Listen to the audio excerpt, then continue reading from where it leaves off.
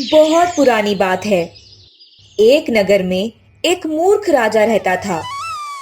राजा का ध्यान खुद के ही साज सज्जा पर ज्यादा रहता था। उसे प्रजा की कोई परवाह नहीं थी, चाहे नगर में अकाल ही क्यों ना पड़ जाए। मगर राजा को खुद को संवारने से फुर्सत ही नहीं थी। ऐसे एक बार की बात है, एक जादूगर राजा के महल में आता है और राजा से कहता है, महाराज की जय हो। महाराज, मैं एक जाना माना जादूगर हूँ और मैं यहाँ आपके पास एक प्रस्ताव लेकर आया हूँ। अगर आपकी अनुमति हो तो क्या मैं अपना प्रस्ताव आपके सामने पेश कर सकता हूँ? हाँ हाँ, क्यों नहीं। बताओ, आखिर कौन सा प्रस्ताव लेकर आए हो तुम? महाराज, जैसा कि मैंने आपको बताया कि मैं एक जादूगर हूँ और मैं आपके इस नगर में जादू दिखाना चाहता हूँ। मैं अपने काम से सभी को मनोरंजित करना चाहता हूँ। मेरे पास अनेक प्रकार के जादू हैं, जिसे देखकर बच्चा हो या बूढ़ा, हर कोई इसका आनंद ले सकता है। अच्छा, ये तो बहुत अच्छी बात है कि तुम्हारे अंदर जादुई कला है। वैसे कितने सालों से तुम ये काम कर रहे हो? महाराज, ये हमारा खानदानी काम है। मेरे पिताजी भी बहुत बड़े जाने माने जादूगर थे। उन्हीं से मुझे जादू करने की शिक्षा मिली है महाराज। अरे, जादू भी कोई कला होती है क्या? जादू तो कोई भी कर सकता है। तुम्हारे जैसे तो बहुत सारे जादूगर पड़े हैं इस नगर में। इसमें ऐसा क्या है जो तुम्हें पूरे नगर को जादू दिखाने की अनुमति दे दे? महाराज, अभी आपको मेरे बारे में पता नहीं है। दूर नगर के राजा हमें अपने नगर में जादू दिखाने के लिए अक्सर बुलाया करते हैं और वो मेरी कलाकारी देख बहुत प्रसन्न हो जाते हैं और बदले में मुझे मुंह मांगी कीमत और जेवर से नवाजते हैं। आप एक बार मेरी कलाकारी देखकर तो देखिए महाराज। राजा पूरी गंभीरता से उस जादूगर की बात सुन रहा था। तभी राजा के पास उसका एक सिपाही आता है और वो सिपाही राजा के सिर झुका के प्रणाम करते हुए कहता है, महाराज की जय हो। महाराज, आपको ये बताते हुए बहुत ही ज्यादा दुख हो रहा है कि हमने अपने पूरे नगर को छान मारा, लेकिन हमें कहीं भी बेहतरीन पोशाक वाले कारीगर नहीं मिले। इस नगर में जितने भी कारीगर हैं, उन सभी से आपने पोशाक बनवा रखे हैं। सिपाही, तुम कैसी बातें कर रहे हो? तुम्हें तो पता है ना कि हमें तरह तरह के पोशाक पहनना बहुत पसंद है। हमारे पास अब तक जितने भी पोशाक हैं, उन सभी को हमने पहन डाला है।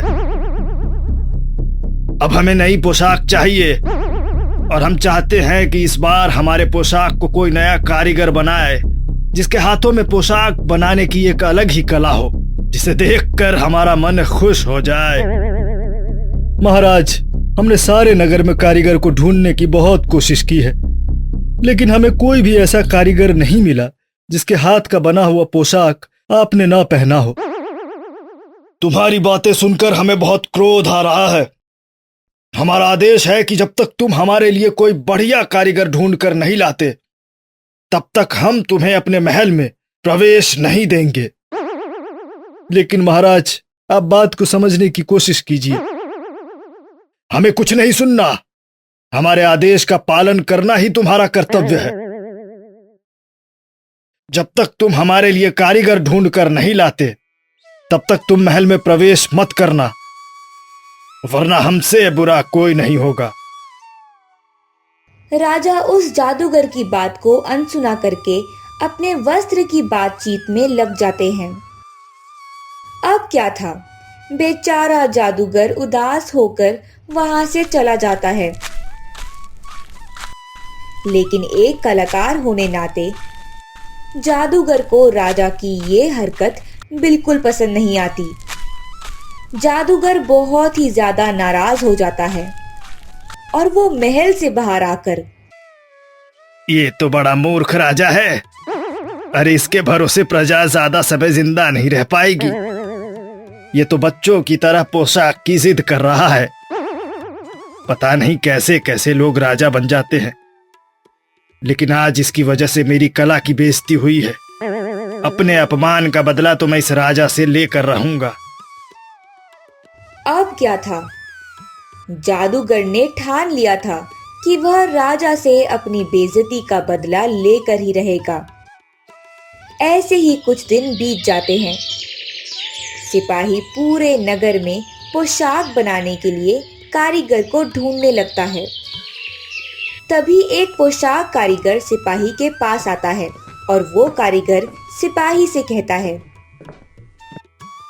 सुनिए, हमने सुना है कि इस नगर के महाराज को बेहतरीन पोशाक बनाने वाले कारीगर की आवश्यकता है। हमने तो ये भी सुना है कि इस नगर के राजा बहुत बुद्धिमान हैं। उनके बुद्धिमत्ता की तारीफ तो पूरे नगर में मशहूर है। अब कैसे बताओ इसे, हमारे नगर का राजा बुद्धिमान नहीं बल्कि मूर्ख है, मूर्ख। अपनी मूर्खता भरी बातों से अक्सर हमें परेशान करते रहते हैं वो। कभी कभी तो दिल करता है कि गला ही दबा दूं उसका, लेकिन मजबूरी है, चाह कर भी कुछ नहीं कर सकते हम। क्या हुआ, आप बोलते क्यों नहीं? वो सब तो ठीक है, पर तुम कौन हो? दरअसल मैं एक पोशाक बनाने वाला कारीगर हूँ। मेरे पास पोशाक बनाने का काफी अनुभव है। अलग अलग नगर के काफी सारे राजाओं के वस्त्र बना चुका हूं मैं। मैंने सुना है कि इस नगर के राजा को भी पोशाक के लिए एक कारीगर चाहिए। हाँ, तुमने बिल्कुल सही सुना है। एक काम करते हैं, हम महल चलते हैं। वहां जाकर तुम राजा को अपने काम के बारे में सब कुछ समझा देना। सिपाही उस पोशाक कारीगर को महल ले जाता है। महल जाने के बाद सिपाही राजा को कारीगर के बारे में सारी बात बताता है, जिसके बाद राजा कारीगर से कहता है, ये बताओ, ऐसी क्या खास बात है तुम्हारे बनाए गए पोशाक में जो मैं तुमसे पोशाक बनवाऊं? तुम्हें पता भी है इस नगर का राजा हूं मैं, राजा। ऐसे किसी के भी हाथ से बना हुआ पोशाक नहीं पहन सकता मैं। हाँ हाँ महाराज, मैं अच्छे से जानता हूँ कि आप इस नगर के महाराज हैं और आपकी बुद्धिमत्ता की तारीफ तो पूरे नगर में मशहूर है महाराज। मेरे हाथ में ऐसी कला है कि मेरे हाथ का बना हुआ पोशाक पहनकर आप बहुत खूबसूरत नजर आएंगे और वो पोशाक किसी भी बेवकूफ को नजर नहीं आएगी। वो पोशाक सिर्फ और सिर्फ समझदार और बुद्धिमान लोग ही देख सकते हैं। ये एक ऐसी पोशाक है जो किसी बेवकूफ को नजर नहीं आएगी। महाराज, यही तो कारीगरी है मेरी। अगर आपने मेरे हाथ के बनाए पोशाक पहन लिए तो वो पोशाक किसी भी बेवकूफ को भी नजर नहीं आएगी और पोशाक पहनने के बाद आप बहुत खूबसूरत नजर आएंगे। और तो और, वो पोशाक सिर्फ और सिर्फ समझदार और बुद्धिमान लोगों को ही दिखाई देती है। अच्छा, ये तो बड़ी अद्भुत बात है। ठीक है, तुम हमारे लिए पोशाक बनाना तैयार करो। हम भी तो देखें हम उस पोशाक में कितने खूबसूरत नजर आते हैं। बस महाराज, आप मुझे 1 महीने का समय दीजिए।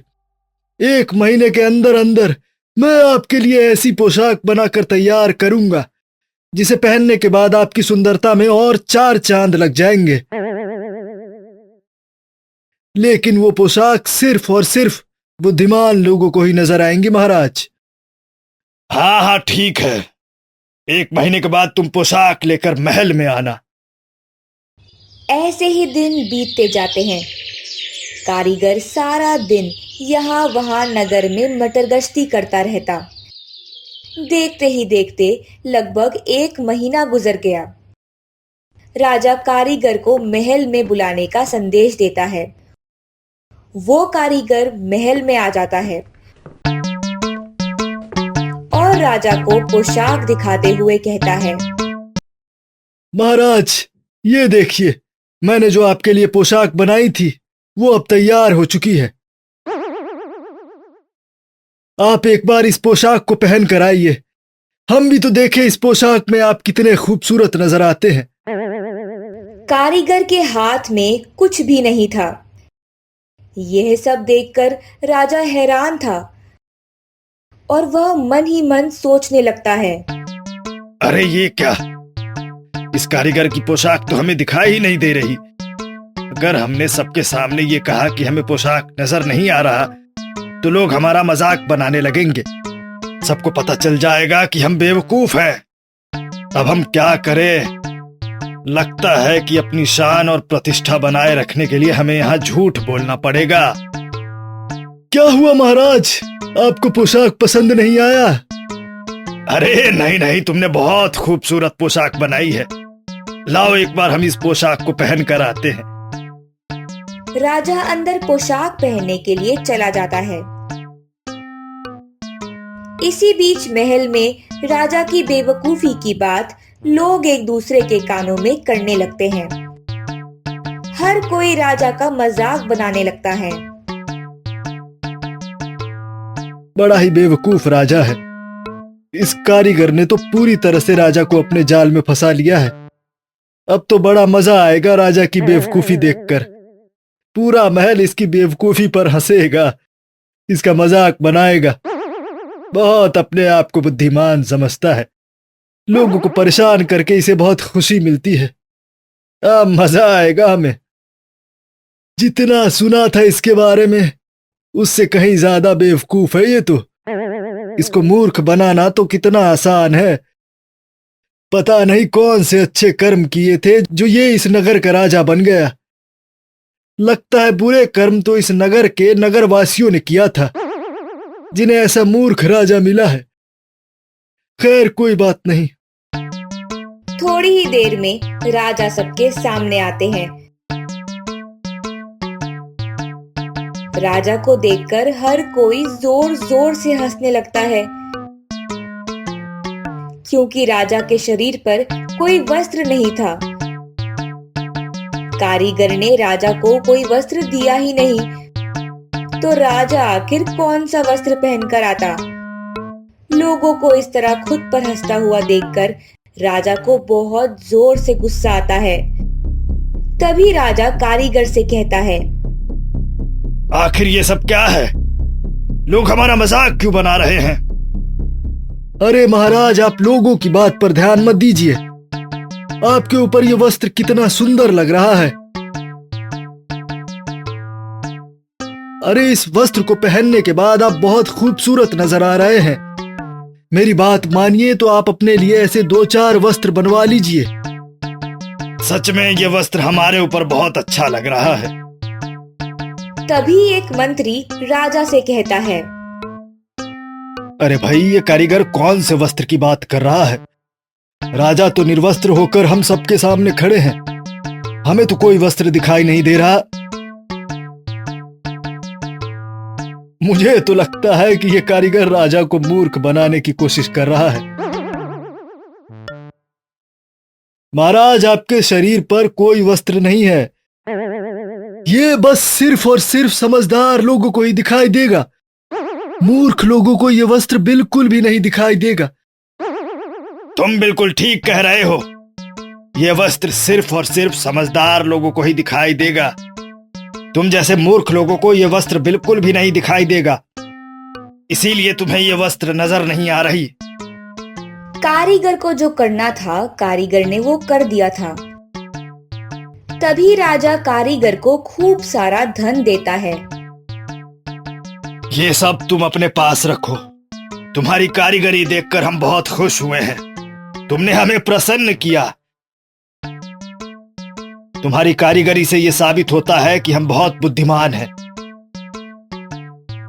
तुम्हारी वजह से आज हमें बहुत खुशी मिल रही है।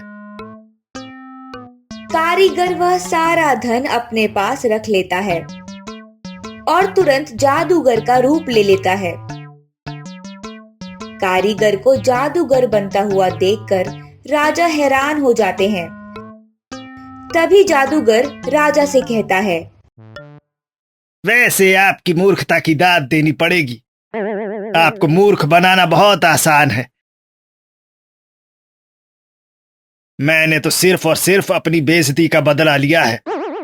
आपकी वजह से मेरी कलाकारी की बेइज्जती हुई थी। याद करिए वो दिन जब मैं आपके पास अपनी कलाकारी दिखाने का प्रस्ताव लेकर आया था, तब आपने मेरी कलाकारी को नजरअंदाज किया और अपने पोशाक के बातचीत में इतने व्यस्त हो गए कि आपको मैं नजर ही नहीं आया। आपने एक कलाकार की बेइज्जती की थी। लेकिन ये सब क्या है? अभी आपके शरीर पर एक भी वस्त्र नहीं है। मैंने ये जो कुछ भी किया है वो आपकी बेइज्जती करवाने के लिए किया है। पूरे नगर के सामने राजा की बेइज्जती हो जाती है। तो वहीं दूसरी तरफ जादूगर अपना वेश बदल के वहां से गायब हो जाता है। उसके बाद से राजा को बहुत ही ज्यादा शर्मिंदगी महसूस होती है और वह प्रण लेता है कि अब वह कभी किसी की बातों में नहीं आएगा और हमेशा अपनी प्रजा के ऊपर ध्यान देगा।